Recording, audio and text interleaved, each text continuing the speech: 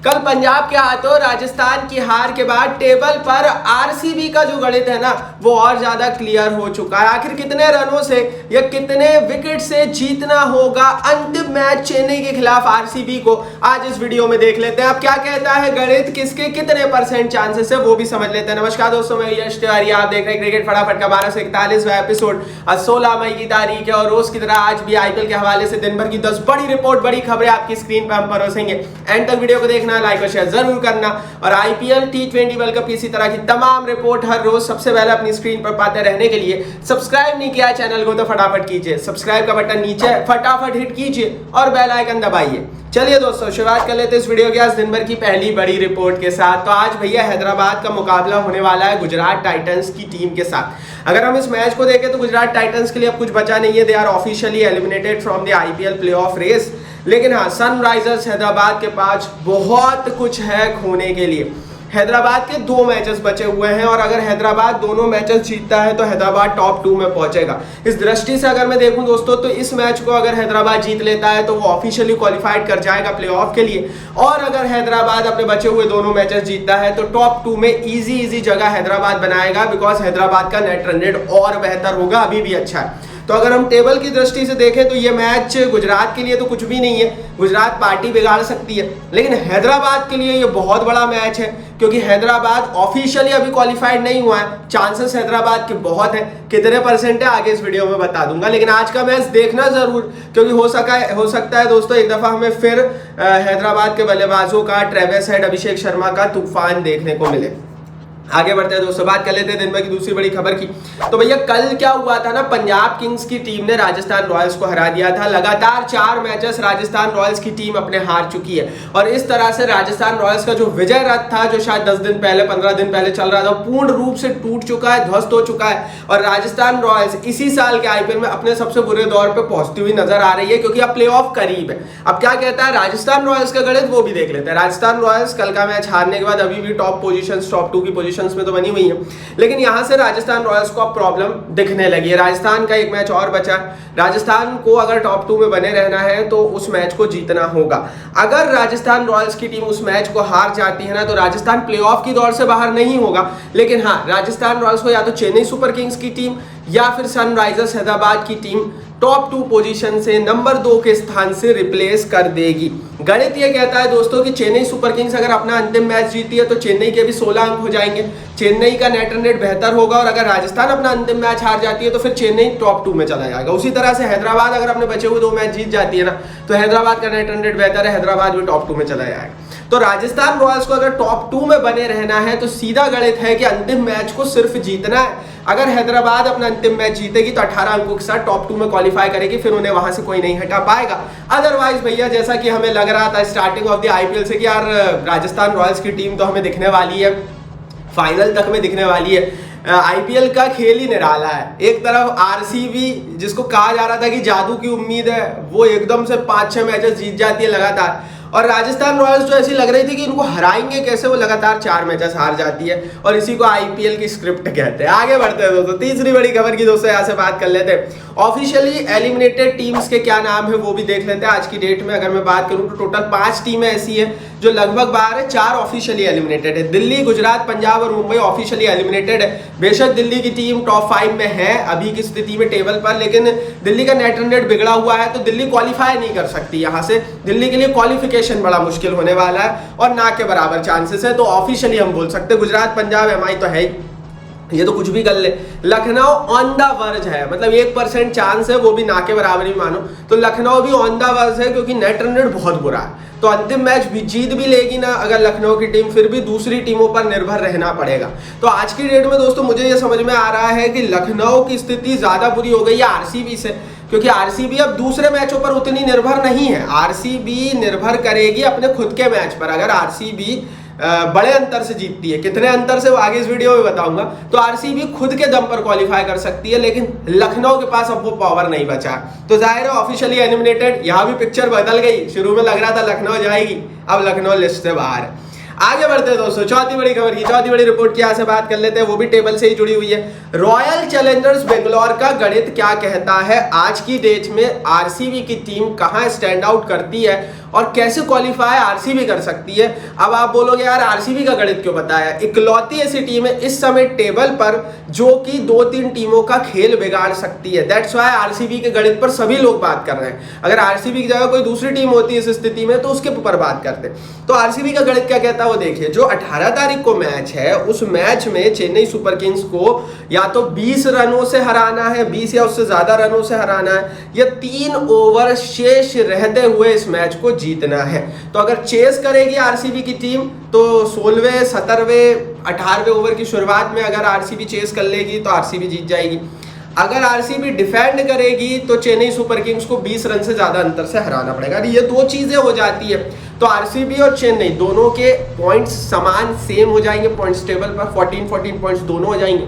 लेकिन भैया आरसीबी का जो नेट रन रेट है ना वो चेन्नई सुपर किंग्स से बेहतर हो जाएगा अगर इस अंतर से जीतती है। एंड दैट्स हाउ आरसीबी की टीम क्वालिफाई करेगी। इसके चांसेस कम है, कितने परसेंट इस वीडियो में बताऊंगा। लेकिन भैया अगर ऐसा नहीं होता है, आरसीबी बहुत क्लोज मैच ले जाकर भी अगर जीतती है ना तो भी आरसीबी क्वालिफाई नहीं कर सकेगी। तो इस मैच को जीतकर भी शायद आरसीबी क्वालिफाई नहीं कर पाए अगर मैच क्लोज होता है। और हाँ, अगर मैच खुला हुआ एक तरफा हुआ आरसीबी के पक्ष में तो फिर आरसीबी जाएगी। तो ये सीधा गणित था, बहुत सारे लोग कंफ्यूजन में थे। तो बता दूं भाई, दोनों टीमें एक दूसरे के सामने होगी और दोनों टीमों का ये जो मैच होगा, बेशक चेन्नई के चांसेस ज्यादा होंगे इस मैच में क्योंकि चेन्नई हो सकता है हार कर भी अगर क्लोज मैच हुआ तो भी क्वालिफाई कर जाए, लेकिन मैच होगा सेमीफाइनल की तरह। तो भैया इस गणित के लिए लाइक जरूर बनता है। आगे बढ़ते हैं, 5वीं बड़ी खबर की बात करते हैं। अब परसेंटेज देख लेते हैं कौन सी टीम के कितने परसेंटेज है ना। 2 टीमें ऑफिशियली क्वालिफाइड है, एक तो राजस्थान रॉयल्स की टीम है, केकेआर की टीम। केकेआर नंबर 1 नंबर 2 पर रहेगी। राजस्थान अगर मैचेस हारती है तो हो सकता है नीचे जाए लेकिन क्वालिफाइड है। लेकिन हाँ, अब जो 2 स्पॉट बचे उसके लिए लड़ाई चल रही है हैदराबाद, चेन्नई और आरसीबी के लिए। जो मेन लड़ाई है वो इन 3 टीमों में। हैदराबाद के 2 मैचेस बचे हुए हैं तो हैदराबाद के क्योंकि 2 मैचेस बचे हुए, नेट रन रेट अच्छा, 87% चांसेस स्टार स्पोर्ट्स ने प्रेडिक्ट किए हैं कि भैया 87% चांसेस है हैदराबाद जाएगी। उसके अलावा दोस्तों जो चेन्नई सुपर किंग्स है उसके 72% चांसेस स्टार स्पोर्ट्स ने प्रेडिक्ट किए।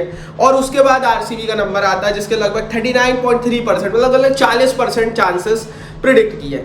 अब इसका क्या मतलब है ये समझिए। परसेंटेज हमने सुन लिया, इसका मतलब क्या है? इसका मतलब ये है कि अगर टेबल पर ऐसी स्थिति रहती है, मान लीजिए 10 अलग अलग सीजन्स में सेम स्थिति ऐसी ही रहती है, 2011-12 सब में ऐसी स्थिति रहती है 60 मैचों के बाद, तो 87% मतलब उस 10 सीजन्स में से 8 या 9 बार ऐसा होगा कि हैदराबाद क्वालिफाई कर जाएगी, 7 बार ऐसा होगा कि चेन्नई सुपर किंग्स की टीम क्वालिफाई कर जाएगी, और 40% मतलब 4 बार ऐसा होगा कि आरसीबी भी क्वालिफाई कर सकती है। तो इस तरह से हम परसेंटेज देखते हैं कि आप अगर 87% है मतलब 10 में से 8 या 9 बार ऐसा होगा कि हैदराबाद क्वालिफाई करेगी, मतलब बहुत ब्राइट चांसेस है। पिछला गणित, पिछला इतिहास के हिसाब से इसे निकाला जाता है। तो परसेंटेज आपने समझ लिए। अब आप बता दो कमेंट बॉक्स में कौन सी 4 टीमें जा रही है। इसी बीच आगे बढ़ते हैं भैया, 6वीं बड़ी खबर एक और देख लो। प्लेऑफ में भी अब एक बड़ा संकट जो है वो मंडरा रहा है। 24 मई को चेन्नई में प्लेऑफ है, प्लेऑफ के मैचेस रखे गए चेन्नई में भी। 65% एक्यूवेदर और गूगल वेदर पर चांस ऑफ रेन बताए जा रहे हैं और क्लाउडी वेदर चेन्नई में रहने वाला है। क्या कोई रिजर्व डे, इस पर अभी तक कोई रिपोर्ट आई नहीं है। अगर आएगी तो हम हमारे यूट्यूब चैनल पर भी डालेंगे और टेलीग्राम पर भी डाल देंगे। टेलीग्राम की लिंक मैंने नीचे डिस्क्रिप्शन बॉक्स में डाल दी है, फटाफट जाइए टेलीग्राम पर, परिवार का हिस्सा बन जाइए। 70,000 लोग परिवार का हिस्सा है क्योंकि वर्ल्ड कप हो, आईपीएल हो, हर खबर चाहे वो रात में 1 बजे भी आए सबसे पहले हमारे टेलीग्राम पेज पर डल जाती है। डिस्क्रिप्शन बॉक्स में लिंक है। 70,000 लोग परिवार का हिस्सा बन चुके हैं, आप भी फ्री में ज्वाइन कीजिए। तो प्ले ऑफ का अगर कोई रिजर्व डे आता है तो बताएंगे। आगे बढ़ते हैं, 7वीं बड़ी रिपोर्ट की बात करते हैं। ये बहुत बड़ी खबर है क्योंकि स्टेफन फ्लेमिंग भी दौड़ में है भारत के हेड कोच बनने की। राहुल द्रविड़ और T20 वर्ल्ड कप के बाद भारत को एक नया कोच मिलने वाला है। अब ये कोच की दौड़ में गौतम गंभीर भी है, सुरेश रैना भी है, युवराज सिंह भी है, टॉम मूडी भी है, लेकिन स्टेफन फ्लेमिंग बहुत बड़ा नाम है। स्टेफन फ्लेमिंग बड़ा नाम इसलिए है, ये हमें समझना पड़ेगा क्योंकि ये बहुत सफल कोच रहे।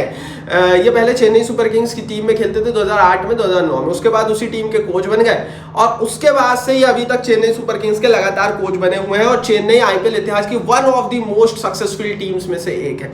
फ्लेमिंग अगर भारत के साथ जुड़ते हैं तो भारत को कई उम्मीद रहेगी, लेकिन हाँ एक चीज और है, अगर फ्लेमिंग जुड़ते हैं तो हमें फ्लेमिंग को समय भी देना पड़ेगा क्योंकि कोई भी कोच 2 साल 3 साल में रिजल्ट लाकर नहीं देता। मैं फिर बोलता हूँ राहुल द्रविड़ को थोड़ा और समय मिलना चाहिए था। मुझे ऐसा लगता है कि अगर हम राहुल द्रविड़ को उतना समय देते जितना शायद रवि शास्त्री को दिया था, तो और अच्छे रिजल्ट हम राहुल द्रविड़ से निकलवा सकते थे। तो मेरे हिसाब से तो राहुल द्रविड़ कंटिन्यू करने चाहिए, लेकिन फ्लेमिंग भी रेस में। आप बताओ किसे बनना चाहिए नया कोच, या फिर द्रविड़ को कंटिन्यू करना चाहिए? आगे बढ़ते हैं 8वीं बड़ी रिपोर्ट की दोस्तों यहाँ से बात करते हैं। तो भैया कगिसो रबाडा साउथ अफ्रीका वापस चले गए हैं वर्ल्ड कप की तैयारियों से पहले। उन्हें लोअर लिंग इन्फेक्शन हो गया है, तो जो लिम्ब है मतलब उनका जो पैर है उसमें इन्फेक्शन है, दैट्स व्हाई गए हैं ताकि वो वर्ल्ड कप से पहले फिट हो सके। अब कुछ रिपोर्ट्स तो ये बोल रही है कि शायद वो वर्ल्ड कप ना खेल पाए। हालांकि आईपीएल में बहुत बुरा पैच हमने उनका देखा है। एक जमाने में पर्पल कैप की दौड़ में रबाडा बहुत आगे भागता था, लेकिन वो जादू रबाडा का शायद चला गया। आगे बढ़ते हैं 9वीं बड़ी रिपोर्ट की यहाँ से बात करते हैं।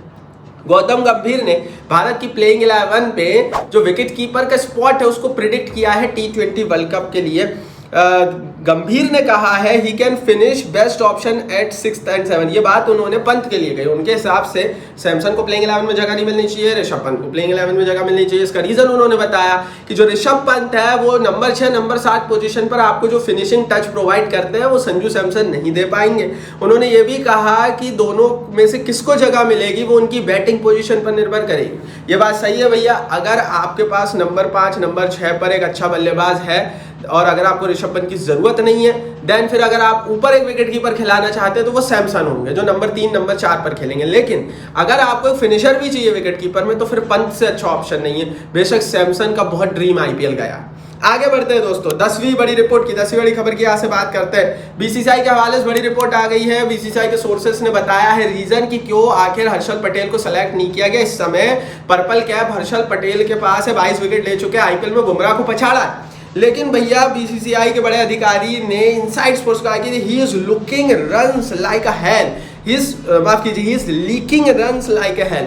वो बहुत ज़्यादा महंगे साबित होते हैं, T20 क्रिकेट में बहुत ज़्यादा रन्स लीक करते हैं, दैट्स वाई उन्हें सेलेक्ट नहीं किया गया। इस पर आपकी क्या राय है कमेंट बॉक्स में बताना। हालांकि आईपीएल में तो सही हो रहा है, 9-10 के इकोनॉमी से रन फेंक रहे हैं हर्षल पटेल, और बुमराह जो कि 20 विकेट लिए हैं 6 के इकोनॉमी से बॉलिंग करना है। तो T20 क्रिकेट में रन्स बहुत मायने रखते हैं। अगर मान लीजिए आप विकेट नहीं भी लेते 20 ओवर के गेम में, लेकिन अगर आप सामने वाले बल्लेबाज को रोक कर रखते हैं तो टीम पर प्रेशर पड़ता है, और वो चीज़ बुमराह करते हैं, हर्षल पटेल शायद नहीं कर पा रहे। यदि दिन भर की 10 बड़ी खबरें टेलीग्राम पर ज्वाइन करो, नीचे लिंक है, इस वीडियो को लाइक और शेयर करो, और चैनल को सब्सक्राइब नहीं किया तो सब्सक्राइब बटन भी नीचे फटाफट हिट करके बेल आइकन दबाओ।